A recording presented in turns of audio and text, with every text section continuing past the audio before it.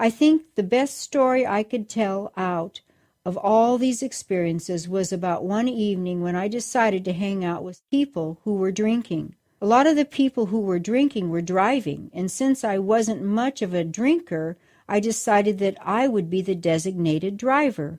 We headed to a party, and the people there were out of control. Then the police came. I could not believe what was happening. The house had many windows, and people were jumping out of the windows and running away. I had nothing to run away from because I hadn't done anything wrong. The police came in and arrested the man who lived in the house because apparently there were drugs in the house. I was very naive. I didn't even think anything like that was going on because that wasn't my normal lifestyle. I was obviously surrounding myself with people who had put me in a dangerous situation. The man was arrested, and one of his comments was, "Who's going to watch my kids?" I thought, oh my God, there are kids in this house. They were asleep in their rooms, and there were drugs in the house. I didn't know the father, but I put myself in another stupid situation.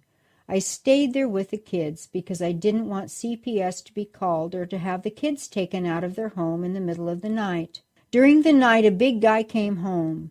He was apparently a roommate. I think back now to how lucky I was that I didn't get hurt or raped or anything like that by deciding to stay.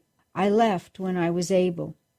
Later, I got a call from the guy who owned the house. He asked me whether I could pick him up from jail because none of his friends would come and get him. So I went and picked him up and took him home. He asked me out on a date. I think that was the moment I knew things needed to change. I said, no, I can't put myself in this situation. I can't believe that I even was here tonight. I went home and talked to my brother. He asked me whether I had been praying. I said that I prayed for my kids that they would have food. I had decided whether I should buy food or gas so I could go to work. Most of the time, gas had to win because I knew I had to get to work so I could continue to make money. There were times when we only would have a bag of tortilla chips or a lot of tuna and ramen. You know the friend I was living with? I would see that she had food in the pantry, and I would just think about taking that food so I could feed us. After living with her for a while, I moved in with another friend. She lived in a 2-bedroom apartment. She had 4 kids and I had 2. The apartment was tiny and crowded. It was miserable. But we helped each other out as best we could because she and I were in similar situations.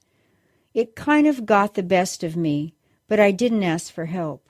I wish now that I would have asked for help. Looking back, I don't think I made the best decisions for my kids then, but I don't have any regrets about anything now. When my brother asked me whether I was praying, I had said I was praying for my kids and that they would have food. He said, "Are you praying for the choices you are making?" My family was devastated with the direction my life was taking. They thought I had been cheating on my ex-husband, and that is why I left. That was not the case. But because of the people I had surrounded myself with at that time, my family thought I was making bad choices, and they weren't supportive. I said, no, I haven't prayed for my choices. I was embarrassed to talk to God. I was embarrassed for the things I was doing. I didn't feel I deserved help. The only people who deserve help were my kids.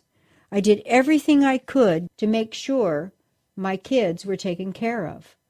But I wasn't taking care of myself. I wasn't doing anything to make my life better.